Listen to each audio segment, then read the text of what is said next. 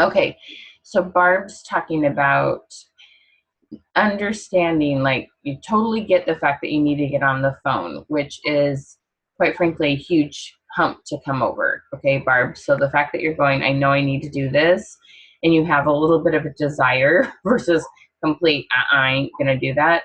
Um, you've come along. That's a really good sign for you. Okay, Barb. So give yourself some kudos for that, because I would guess a couple months ago we're like, there's got to be a way to do this without getting on the phone. Okay. So, so do you see what I'm saying? So that minds that change in mindset, that's huge. Okay. So give yourself lots of credit for that, and know we're, as we keep doing these phone calls, we're going to keep building up that inner confidence and inner desire to do it. Okay. So just give yourself a little bit of breathe and go, okay, it's going to come. It's going to come. I'm going to finally do this. Okay. So it's okay. I've had people I've worked with for a full 90 days before they finally really just got on the phone and did it. And other people do it faster, but know that we're going to keep working on building up this internal, what you need to do to get over that hump and do it. Okay. So Okay. first of all, starting with that. Um, the next thing is something really small, like reward yourself for making 10 calls or 5 calls or whatever number you need to do. And if it's going well and you're in a good mood and you've got 5 and maybe one has, agreed to a one-on-one, keep going if you feel like it. Okay. It's nice to, like, when you finally got some momentum, but if the commitment needs to only be 5 people at the beginning, well, then do 5 people. You know what I mean? It's like, don't feel like it has Yeah. to be 100. Don't feel like it has to be 20. Just try something. The other thing is, don't get on the phone and be chatty at all. Get right to business. Because if you do sound like you're more friendly because you want to sell something versus you just got to business, respected their time, and then you talk at the end, it's better to chat at the end after, no matter if they've said yes or no, so that they know that you're still their friend, no matter if they got a yes or no, versus your friend at first, they said no, you got off, and now it's awkward. That makes a lot of sense. Do it in the other order. Okay, don't be chatty. Do the phone calling system like I've taught you. Hi, this is, Barb calling. And because they're your friends that you already know, they go, oh, hey, Barb, how's it going? You don't have to say, I understand, right? If you recall, just say, hey, do you have a quick minute? I have a couple of questions I want to ask you, something I want to get to know you about a little bit better. Okay.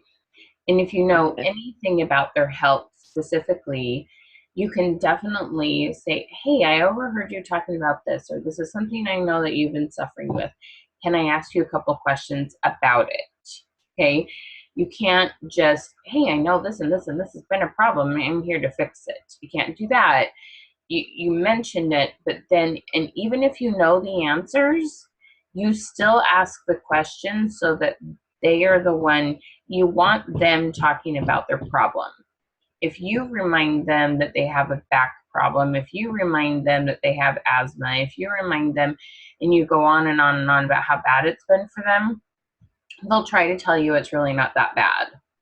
I don't know why people do that, but they want to be the one that shows you the scar and goes on and on about their surgery and how bad, people love their battle stories and they like to be the ones that tell them. So I don't care if you were their visiting teacher and you've heard them tell the story 4 times. You let them tell it one more time, okay? And then you go, you know what? I kind of have this thing that I've been using, and I've had a couple of friends who also have asthma. They found it kind of effective. I just was wondering if I could bring a sample by to let you try it. Okay. You do have to keep it low key when it's friends and it's people that you're going to see again at church or the grocery store, or, walking your dog. Okay. So yeah, you do have to be, you have to be sensitive, not careful or cautious, just sensitive to the fact that you have an intimate relationship with them. Okay. But that's why you ask lots of questions. It doesn't have to be salesman when you've asked them lots of questions and you find out their health is perfect and they have no need for your oils. Well, then you just know that you've got to know them better and maybe they have their own solutions.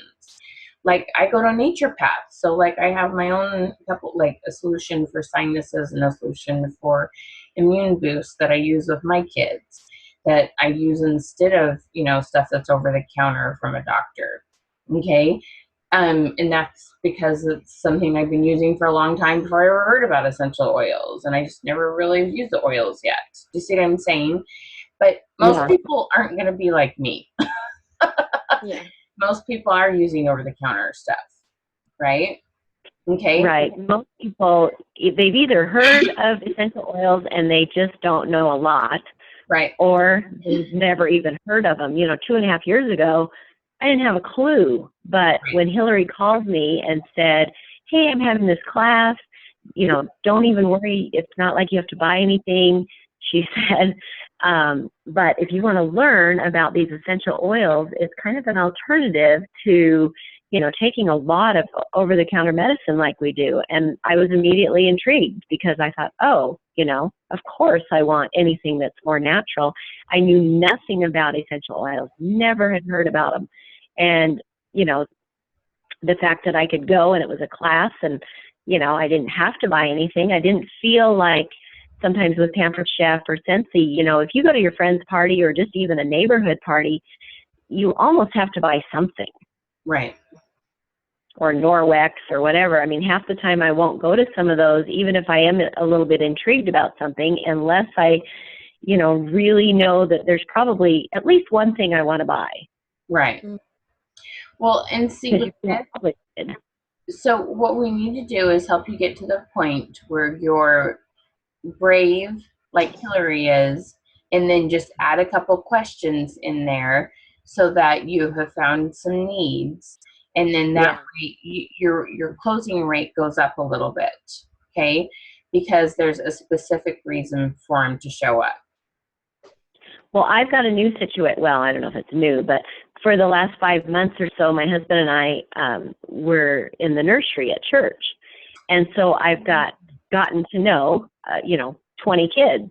Right. And subsequently getting to know their parents. And so, I want to be able to ask a couple of good questions and bring them a sample and, see if there's any interest without being pushy. And Jordan, you probably have the same situation where you've got a lot of friends with young children,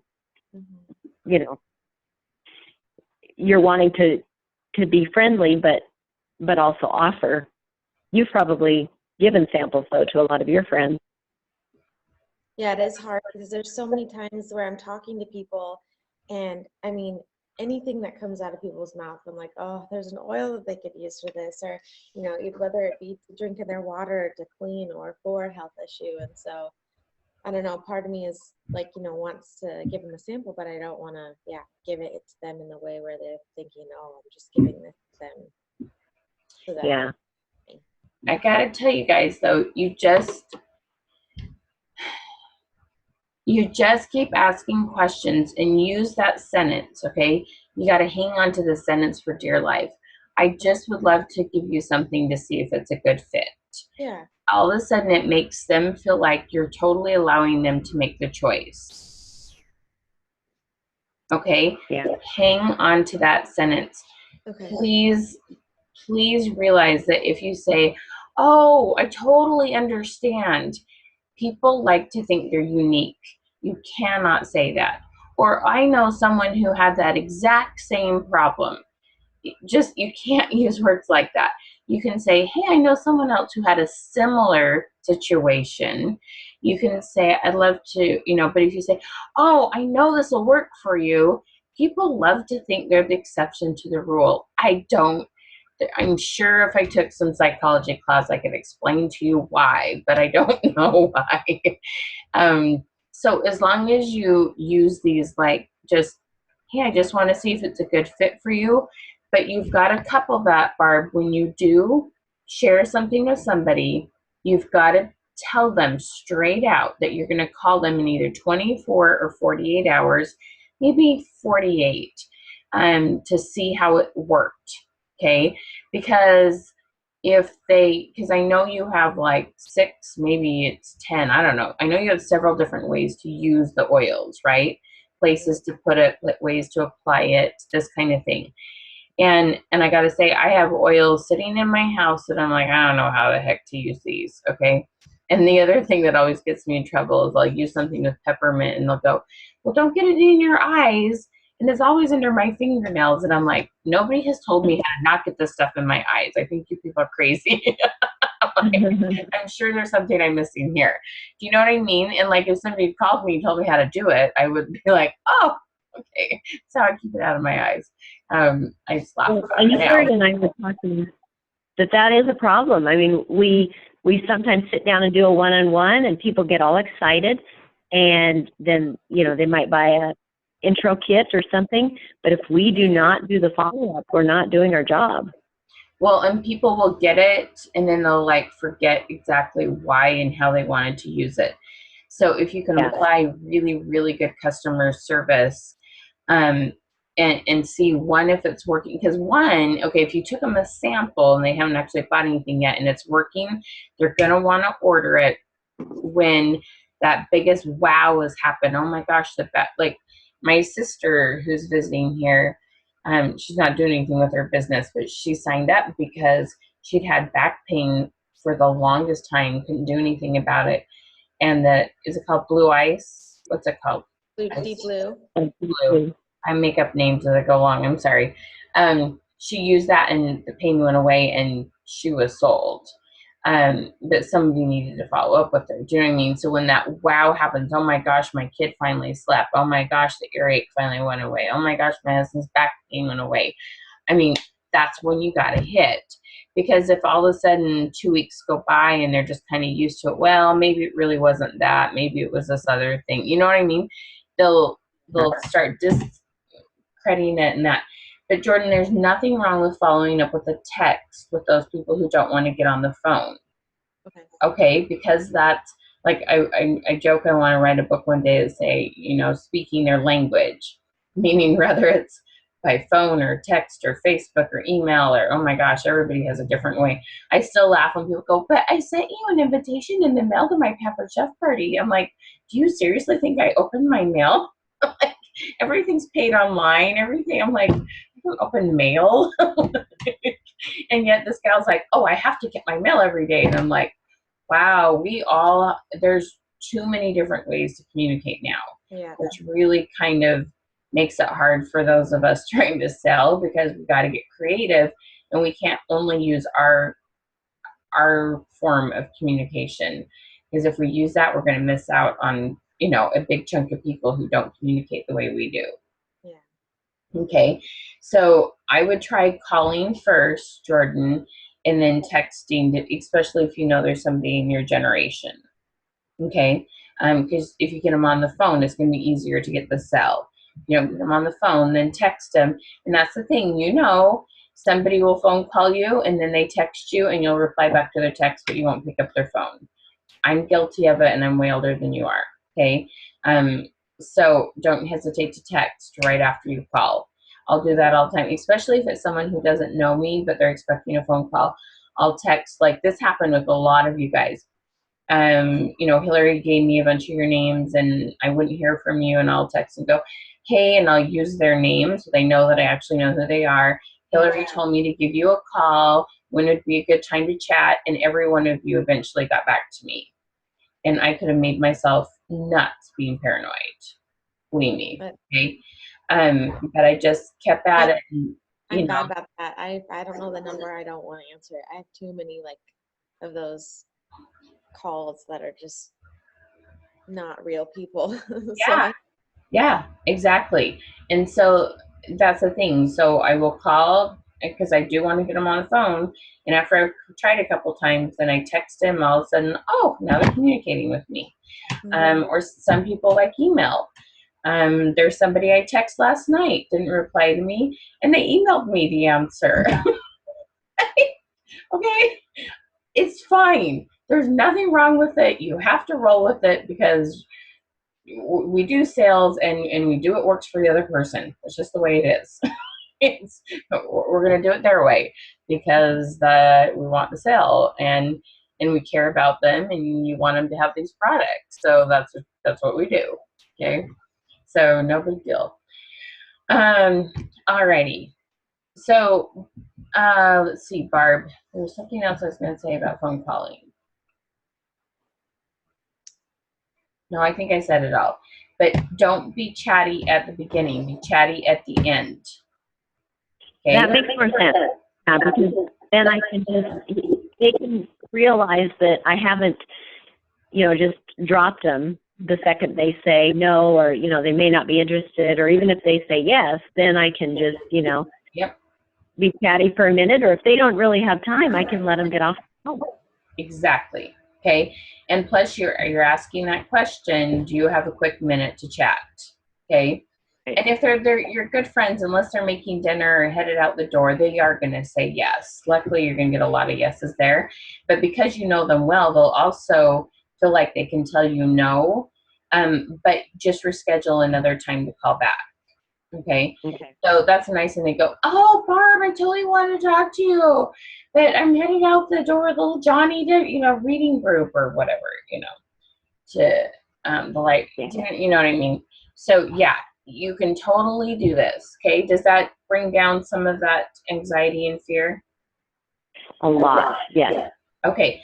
So Barb, I'm going to get you to commit to something. So how busy are you in the next 48 hours? I actually have set aside probably another hour this morning, maybe even an hour and a half, and then probably after about 12:31, I've got another hour. Oh, perfect. Okay. So either tonight, tonight, I want you to email me or text me and let me know how it's going. Okay. And if you're making phone calls and something is feeling way off, give me a call. Okay. Let me help you. Do not go through call after call feeling awkward. Okay. If it's feeling awkward, call me. Let me role play with you. Let me figure out where your kink is. If you're feeling like it sounds weird, but I'm like, no, it sounds fine on my side as the caller, and it's just that you're not used to it yet, or if there's a question that you need to say different that I can help you with, don't make yourself crazy. Okay, that's what I'm here for. That's what you pay me for. Okay. I am getting my family off on the road this morning. I have extended family here, and I do have a call at 11, a youth group that I work with. But other than that, there's some flexibility. Okay, text me and see if I'm free. If I don't pick up, just text me and tell me what time you want to talk. Okay. Okay, sounds great. Okay. Okay, just realized I have another one. All right. So we are totally off base, and I'm totally okay with that. Because I feel like you both have something different you're going to go do today that's going to help yourselves. And that's what this is supposed to be about. Yeah. Let me look through my notes real quick here to see what it was I was going to talk about. Maybe I'll go online. Maybe I'll just hit record on one of these and record this, and you guys can watch it and the rest of the group.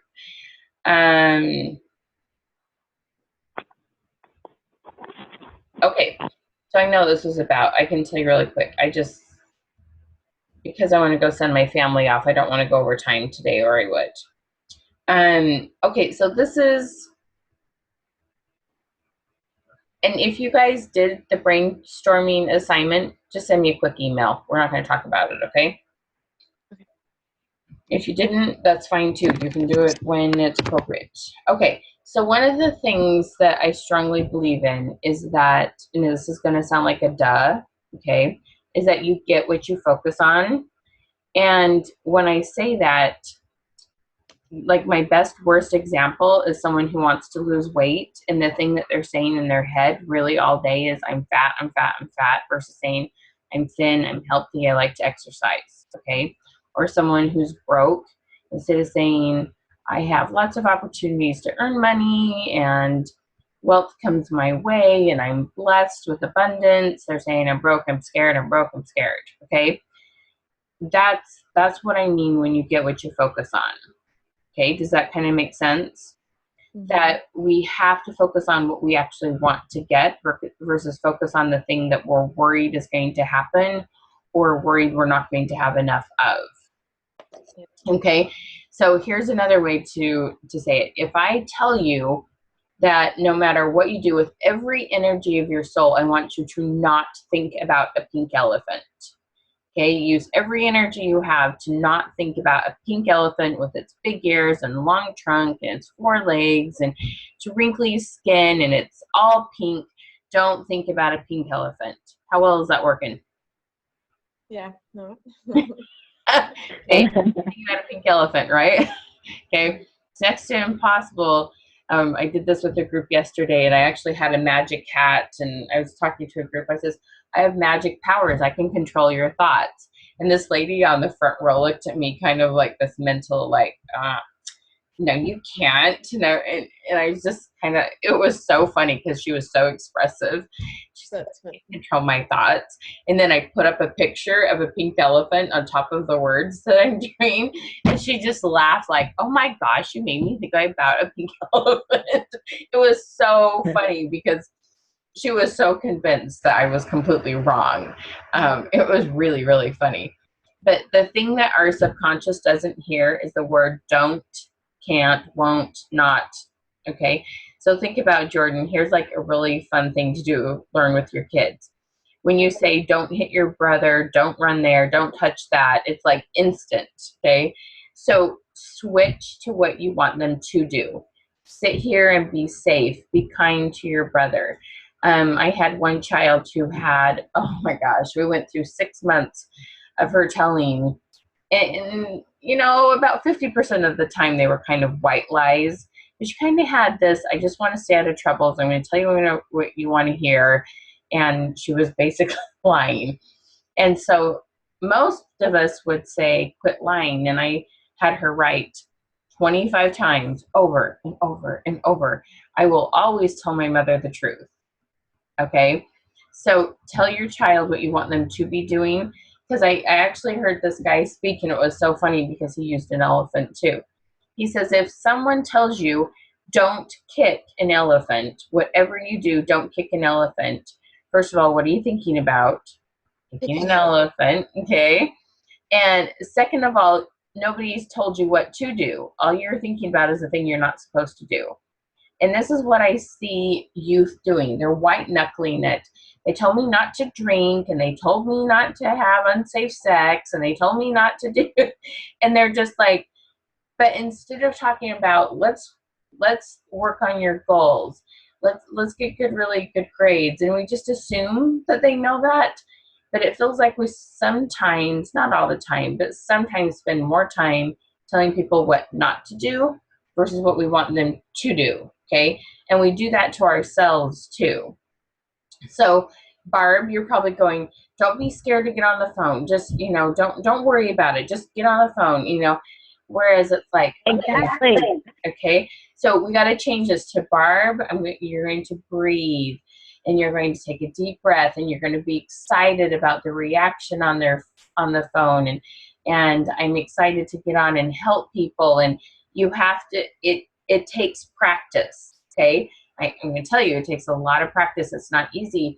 But if you can start telling yourself and other people in your life what you do want, you won't have as much anxiety and you won't resist doing that as much.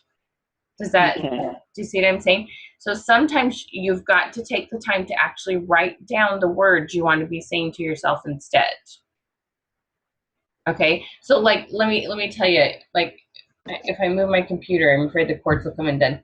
So on my wall over here, I have a goal of my own, and it's kind of a scary goal. And there's even times I don't want to get on the phone. And there's, and here I love all you guys. Like I would be so sad if I didn't have my clients. Okay. I mean, I love to see your success and I love what you learn. And so all around my little goal are all these little Post-it notes of different people's successes. And there are times they set a goal and it happened, or they said, I want 4 parties. They wrote it down and then they booked 4 parties in the next week. Or, I mean, one is about a little boy who wanted to go to a museum, and he put that on his dream board, and within 7 days the school organized a field trip to go to that museum without anybody knowing that he put that on his dream board. I mean, I have all these cool little examples on my wall to help me remember why I want to do this when I'm, not wanting to get on the phone or avoiding doing things that I know is going to get me where I want to be. Okay. So have those things that talk to yourself and tell yourself what you want to have happen. Because the more you're talking about what you don't want to have happen, oh, I don't want that person to be irritated with me, or I don't want it to be awkward when I see him at church, or and that's going through your head. You got to think, no, you know what? They're going to be so excited to see me at church because they didn't like that over-the-counter thing. They didn't, how many different medications do they say we can't give to kids under 1 now? Okay. And you're like, what am I supposed to give them then? But they have a fever, they have an earache, or, they have, especially the decongestant, if I remember right, that's a really, really bad one. And, you're like, oh my gosh. And here you're the solution to somebody. And I've changed my thinking to, if I don't open my mouth, that's somebody I didn't help. Okay. I can't allow myself to be okay with not helping somebody. When it's obvious that if I'd opened my mouth, I could have offered them something. Okay. I'm just like, I can't live with myself thinking that someone else needed help and I could have helped. Whatever I have to offer could have helped them. And when you switch to that thinking that you're helping people, now that doesn't mean as soon as you hear their problem, you jump on it. I have the perfect solution. Da, da, da, da. Okay. There's still a correct way to say it. Okay. You still have to come in soft and you still have to let it be their choice. But here you have these 20 little kids, and if you've been in there for 6 months, there's not one of them that you don't know a little bit about their physical health. Okay, whether there's the one who just can't quit coming with a runny nose, or there's the one that's constipated, or there's the one that, you know what I mean? They all have their little things. Yeah. And so, just saying, hey, I know it is so hard knowing what medications for people to take now. I just wanted to see if any of these things would be a good fit for you. If it's not a problem. It's just something that I, try to offer people when I see that there's something that's helped somebody else I know. People like it when you say it's a third party, even if it's you. Okay. It's really funny. Okay. So say that one more time about the third party. Just that instead of saying, well, I have this thing that totally worked for me and I know it's going to work for you. Versus if you say, you know what, there was someone that I was able to help that had something that was similar to what you're talking about.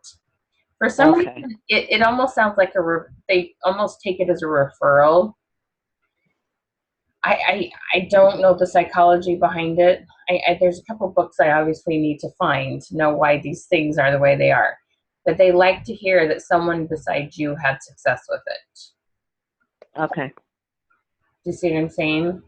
And the thing is, it's okay if it's Jordan's story or it's Hilarie's story. You could just say, I know someone else who this helped. Okay. If it's one of their customers. It doesn't have to be one of your customers necessarily. Yeah. Does that make sense? It does. Yeah, I understand. Okay. All right. Well, it is 7:29. So the very last thing that I have to share with you here on this is what I call what can be done different, or what can be sacrificed. So you both have goals and you're both working on changing habits so that you have more success. And sometimes we evaluate how our time is spent in a week, or something that is just fun for us that maybe for a short time. What I really encourage people to do is, if they're going to make a major sacrifice and do something really different to try to get over a hump, to either accomplish a certain level in your company or a certain amount of sales, or all the companies I was with, I had like a cruise I could earn. If you're going make a sacrifice to get over a hump, but limit that time, because sometimes we get resentful and like feel like we're working all the time if we make this sacrifice for a really long stint of time and there's no like end to it. But if you want to get over a hump, pick something here and there, but do give yourself a little reward for doing that. Okay? Plan something out. Okay, because I've made these phone calls, like Barb, I would even today, because you're making the sacrifice to do this two to 2.5 hours of phone calling, like, I don't care if it's go get your favorite dessert tonight, or it's, I don't know, what would be a treat? What would be something that would you would feel like you were given something if you made those phone calls? How's a way you could reward yourself tonight after those phone calling sessions? Mostly just if I limit the time and then say, okay, now I'm going to allow myself to, I've got this fun book that I'm reading and I never can read it except for if I'm waiting for a child or I'm in a doctor's office or something. Right. You know, I guess I could say, I'm going to allow myself to sit down and read for 30 minutes, or I'm going to allow myself to, you know, go scrapbook and not feel guilty about it. And because there's 10 other things I should be doing. Right. Okay. So treat yourself to that, whether it's tomorrow or tonight after you're done with the phone call, but treat yourself to things. Make it worth doing the thing that's hard.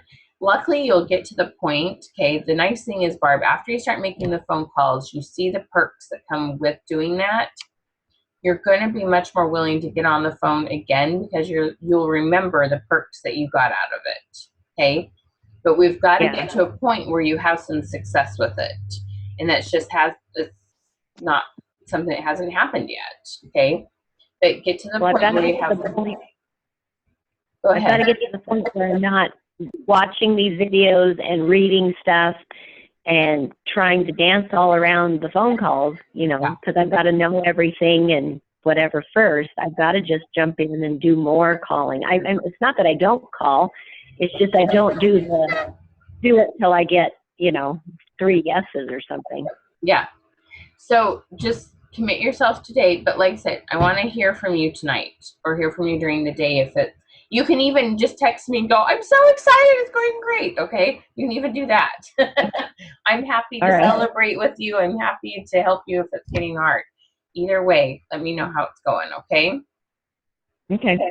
All right. I've got to get a son off to scout camp and all sorts of stuff this morning, but I'll go over this a little more thoroughly because there is some fun stuff in this, but I think we've hit really good things that both of you needed today. Okay, so let me know how it goes. Jordan, when you start doing these Facebook messages, let me know what the response is. Let me know how it's going. Okay. You can even blind copy and send me some if you want. Okay, because I did have a question for you about how you said when you're doing the phone calls and to do like, so you have a friendship afterwards. So I was wondering how to go about that and doing it through the message too. Like if I'm following up with somebody, I don't want them to always think I'm just following up with them for this, but I want to follow up with them because I'm also friends with them. Kind of right. So like if you're waiting for those extended periods of time in between, I'll do this sometimes too. I will kind of get a feel, are they not responding to me because I've asked them a business question, or are they not responding to me just because they're busy and they don't respond to anything? So I will send like a test, so maybe 2 weeks will go by. Hey, how's it going with your son who is in soccer? I don't know, something that's like totally like neutral, nothing that has anything to do with business. See if they respond to that. And if they do, and I keep the conversation, and then I ask them, hey, I wonder if I could bring you a sample, and all of a sudden the conversation stops, you're kind of, that's not the right person. Yeah. Okay. I wouldn't do it at the same time. You know what I mean? Like wait a couple weeks, then ask a friendly question. Like all these that aren't, if there's people that haven't communicated with you, send out just a friendly email to see if they'll communicate at all, respond. Do you know what I mean? Yeah, that's good. Yeah. Okay. Okay. All right. Have a good one. Thank you. You too. Bet. Here. Bye. Thanks.